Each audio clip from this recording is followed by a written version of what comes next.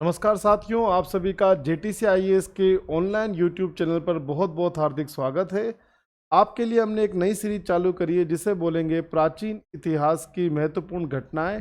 और उसमें महाजनपदों के उदय के बाद जो पहले हम वंश पढ़ रहे हैं वो है हर्यक वंश। हर्यक वंश के संस्थापक बिंबिसार थे, जिन्होंने 544 ईसा पूर्व से लेकर 493 ईसा पूर्व तक मगध पर शासन किया था।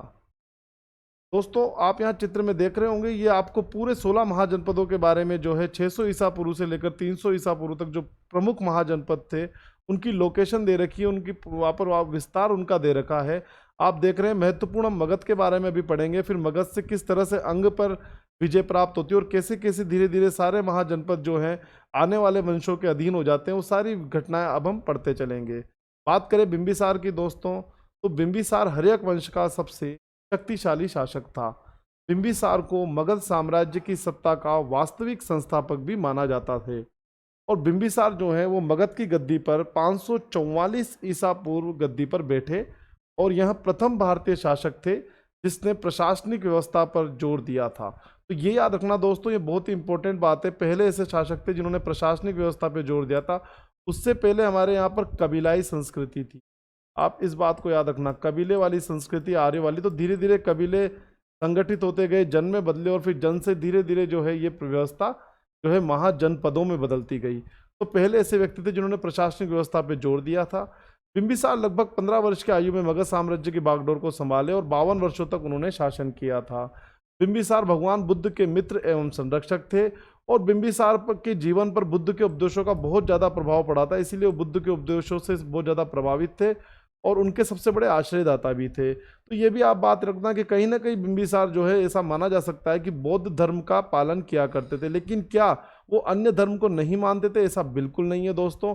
ये जो इनकी एक यहाँ पर आपको एक सांची में जब आप जाएंगे तो एक कला, इस स्थापत्य कला मिली है जिसमें बिंबिसार जो है विजिट करते हैं, जाते हैं एक पार्क में जिसका नाम है बेम्बू गार्डन, यानी कि वेणुवन एक उद्यान है जहाँ जाते हैं, वहाँ का ये पूरा चित्र दिया हुआ है।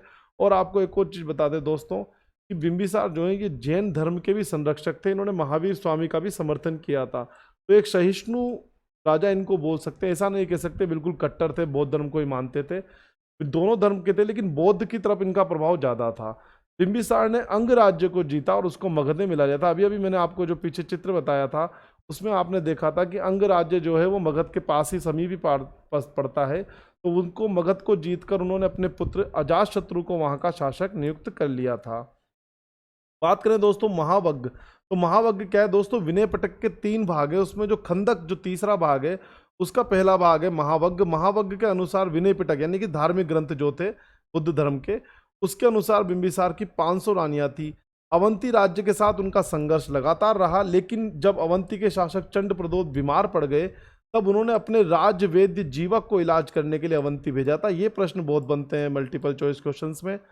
बिंबिसार ने प्रसारवादी नीति का पालन किया था। मतलब कुल मिलाकर महाजनपदों में आपको जो पीछे की तरफ जो स्थिति आपको दिख रही है यहाँ पर, वहाँ विस्तार मतलब प्रसार कैसे मगध से उन्होंने अंग को जीता और फिर अवंती तक वो संघर्ष कर रहे हैं। तो इसका मतलब हर जगह पर उनके क्या होंगे? युद्ध होंगे। वो अपने साम्राज्य का जो मगध आज इतना सा आपको दिखाई दे रहा है, वो मगध धीरे धीरे क्या होगा, बहुत आगे जाकर साम्राज्य विस्तार होने से फैलने लगेगा।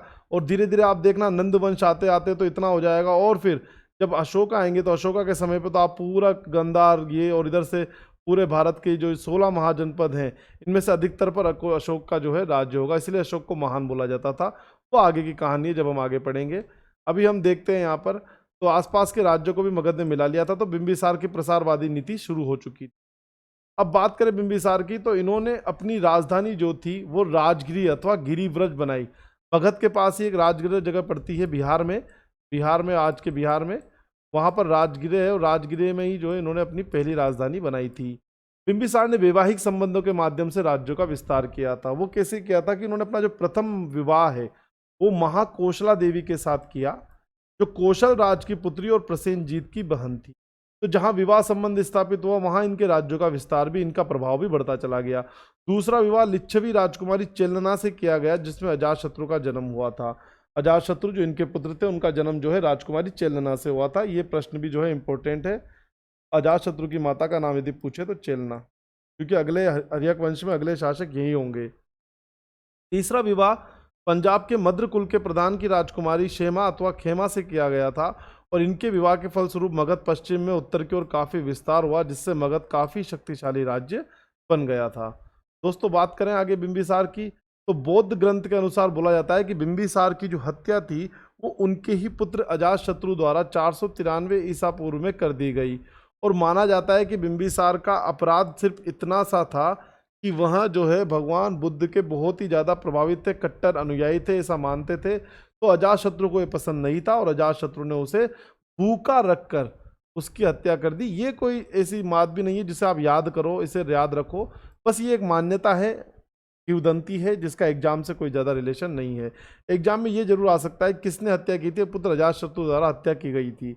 और बिंबिसार की हत्या के बाद कौन राजा गद्दी पे बैठा, तो वो अजातशत्रु थे, जो 492 ईसा में क्या बैठे, राजगद्दी पर बैठे थे। ठीक है, तो जीवन के अंतिम काल में बंदी जरूर बनाया था, ये बिल्कुल सही है, लेकिन क्या इसीलिए बनाया था, ये मान्यता है, इसका कोई ज़्यादा साक्ष्य नहीं है। तो आप ये बात याद रखना दोस्तों। तो इसी के साथ आप सभी को दोस्तों थैंक यू। अगर आपको ये छोटा सा वीडियो जो हर्यक वंश के बिंबिसार के बारे में आपको बताता है और आपको जानकारी अच्छी मिली हो, तो प्लीज़ लाइक करें, शेयर करें वीडियो को और सब्सक्राइब करें हमारे यूट्यूब चैनल JTC IAS को। और ज़्यादा जानकारी के लिए आप हमारी JTC IAS की एंड्रॉयड एप्लीकेशन को गूगल प्ले स्टोर से डाउनलोड कर सकते हैं। इसके अलावा दोस्तों रोज़ाना शाम को 9 बजे से लेकर 10 बजे तक, 10:30 बजे तक एक क्विज होती है जीके की, उसको भी आप लाइव सेशन में जो है अटेंड कर सकते हैं। JTC IAS पे लाइव को आप अटेंड कर सकते हैं। तो इसी के साथ बहुत बहुत धन्यवाद दोस्तों, धन्यवाद, आपका दिन शुभ रहे।